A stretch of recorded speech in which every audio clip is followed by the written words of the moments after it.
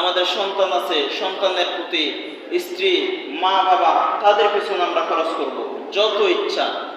আর বিশেষ করে মা বাবা, তাদের পিছনে যে আমরা কিভাবে খরচ করব এটার কোনো কি নাই, হিসাব নাই। হিসাব তারা খরচ করবেন, এতে বহুত সওয়াব।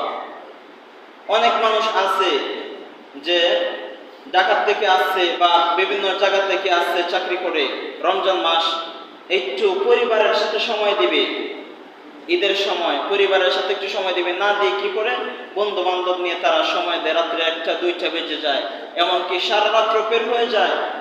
স্ত্রী, সন্তান, মা বাবা তাদের সাথে সময় দেয় না, সময় দেয় কাদের সাথে? বাহিরে বন্ধু বান্ধবের সাথে। তাহলে সারা মাসও তারা আপনার পরিবার আপনার কাছে সময় পায় নাই, এখন আপনি ছুটিতে আছেন, এই সময় পায় না, তো তারা তাদের মনটা ভালো থাকবে কি করে বলেন? তাদের তো একটু মনের কাহাস আছে, তাদেরও তো একটু মনের ইচ্ছা আছে যে আপনার সাথে একটু সময় কাটাবে, একটু গল্প করবে, একটু আনন্দ ফুর্তি করবে, একটু আপনি তাদেরকে ঘুরতে নিয়ে যাবেন। এরকম কি প্রত্যেকের পরিবারের আশা আকাঙ্ক্ষা এরকম হয় না? কিন্তু আমরা কেউ এগুলা করি? আমরা এগুলা করি না।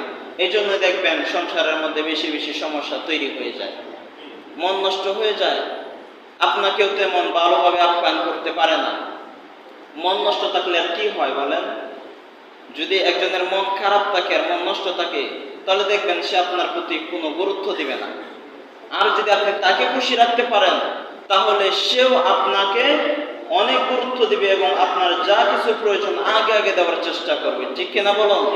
এই জন্য আমরা এটি করতে রাজি আছি ইনশাল্লাহ। পরিবারকে সময় দিবেন, বাহিরে অনর্থকীভাবে ঘোরাফেরা করে সময় নষ্ট করবেন না। টাকা পয়সা নষ্ট করবেন, পরিবারের পিছনে করেন, বাহিরে করলে কোনো লাভ নাই, কোনো ফায়দা নাই। বুঝতে পারছি ইনশাল্লাহ?